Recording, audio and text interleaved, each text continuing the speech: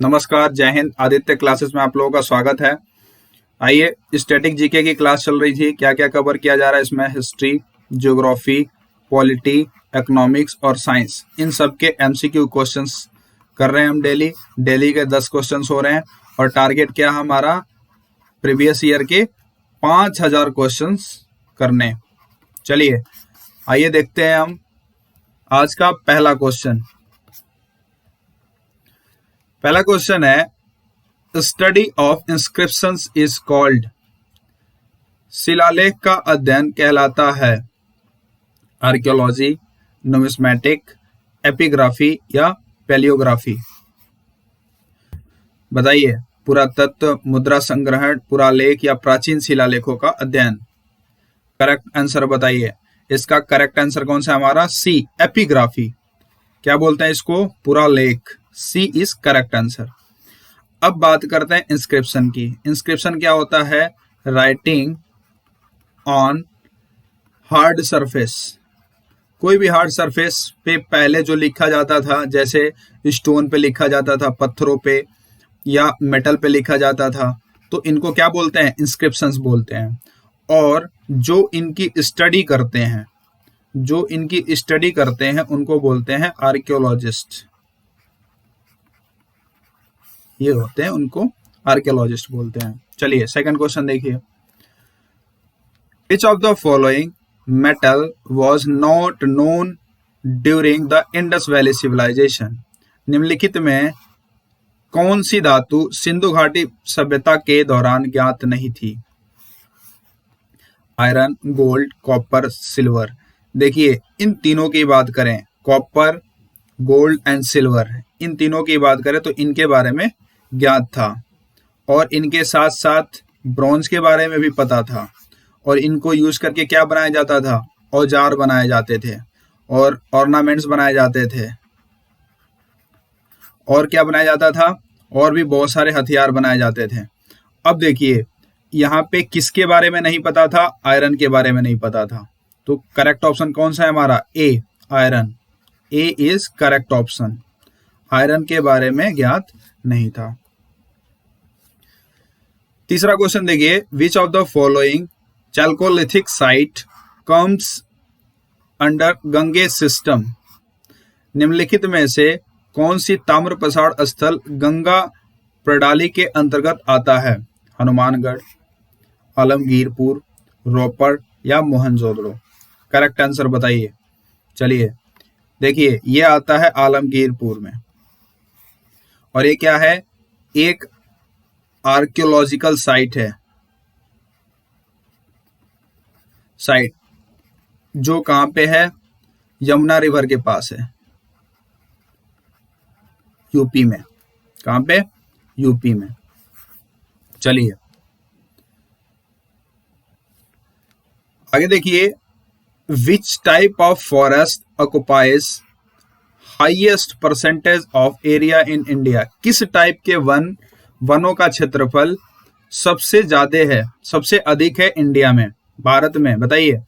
Tropical deciduous, savanna and desert vegetation, equatorial evergreen या tropical rain forest. Correct option बताइए। सब correct option कौन सा है हमारा? A. A is correct option. Tropical deciduous forest, उष्णकटिबंधीय पर्णपाती वन सबसे ज्यादा पाए जाते हैं इंडिया में। और बात करें इनको एक और वन के नाम से जाना जाता है, मानसून फॉरेस्ट। तो कौन सा ऑप्शन सही है हमारा? ए। चलिए। India's only active volcano is located at which among the following place? Bharat का एकमात्र सक्रिय ज्वालामुखी निम्नलिखित में से किस स्थान पर स्थित है? कार निकोबार, बैरन आइलैंड, माया बंदर या लक्षद्वीप। बताइए। यह है हमारा एक्टिव वोल्केनो। आप लोग देख रहे होंगे इस पिक्चर में, यह है एक्टिव वोल्केनो। ये कहां पे है? बताइए। यह है हमारा बैरन आइलैंड। बैरन आइलैंड, बंजर द्वीप। लेकिन ये कहां पे है? अंडमान एंड निकोबार। तो करेक्ट ऑप्शन कौन सा है हमारा? B. B is correct option. चलिए, agriculture income tax revenue goes to which of the following government in India. कृषि आयकर राजस्व भारत में निम्नलिखित में से किस सरकार को जाता है? State government, central government, collected by state government या डिलीवर टू सेंट्रल गवर्नमेंट, या कलेक्टेड बाय सेंट्रल गवर्नमेंट और डिलीवर टू स्टेट गवर्नमेंट। राज्य सरकार, केंद्र सरकार, या राज्य सरकार द्वारा एकत्रित किया जाता है और केंद्र सरकार को दे दिया जाता है, या केंद्र सरकार द्वारा एकत्रित किया जाता है और राज्य सरकार को दे दिया जाता है। तो करेक्ट ऑप्शन बताइए। करेक्ट ऑप्शन है कौन सा हमारा? State government. राज्य सरकार द्वारा agriculture income tax revenue collect किया जाता है। चलिए, राज्य सरकार।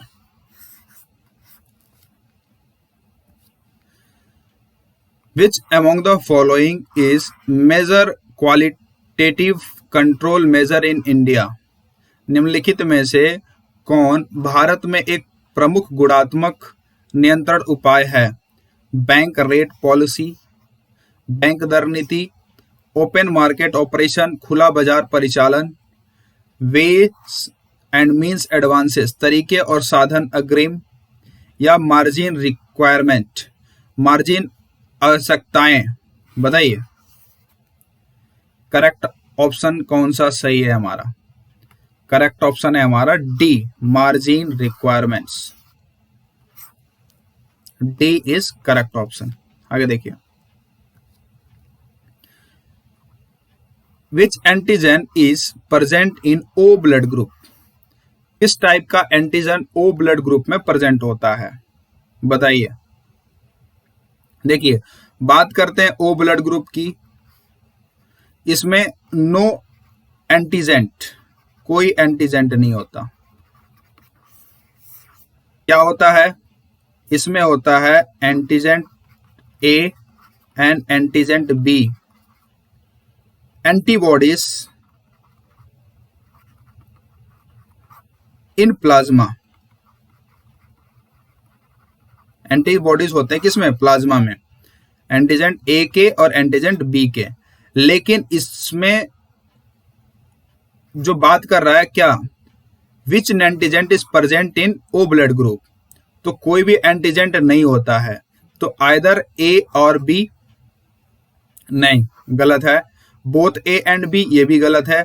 नाइदर ए नॉर बी, ए और बी दोनों ही नहीं। कौन सा ऑप्शन सही है हमारा? सी, सी इज करेक्ट ऑप्शन। कोई भी एंटीजेंट नहीं होता है। एंटीबॉडीज होते हैं जो प्लाज्मा में प्रेजेंट होते हैं। चलिए, सी इज करेक्ट ऑप्शन। आगे देखिए,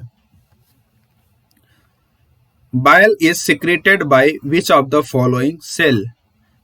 पित्त निम्नलिखित में से किस कोशिका द्वारा स्रावित होता है? हेप्टोसाइटस, ब्राउन फैट सेल्स, लिम्फोसाइट या सोमैटोसाइट्स? बताइए। ये होता है हमारा कौन सा? हेप्टोसाइट्स। ए इज करेक्ट आंसर। आगे देखिए, who among the following appoints the chief justice and other जजेस ऑफ द सुप्रीम कोर्ट? निम्नलिखित में से कौन सर्वोच्च न्यायालय के मुख्य न्यायाधीश और अन्य न्यायाधीशों की नियुक्ति करता है?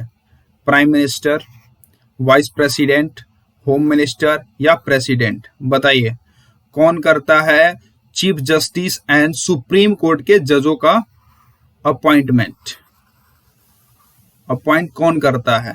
किसके द्वारा अपॉइंट किए जाते हैं? ये अपॉइंट किए जाते हैं किसके द्वारा? प्रेसिडेंट के द्वारा। D is correct option. Article, कौन से आर्टिकल में? आर्टिकल 124, 124। चलिए फ्रेंड्स, आज के लिए बस इतना ही रखते हैं। अगर वीडियो पसंद आए तो लाइक, सब्सक्राइब और शेयर करिए। सब्सक्राइब करना बहुत ही जरूरी है ताकि नोटिफिकेशन आपके फोन पे पहुंच जाए। धन्यवाद। जय हिंद।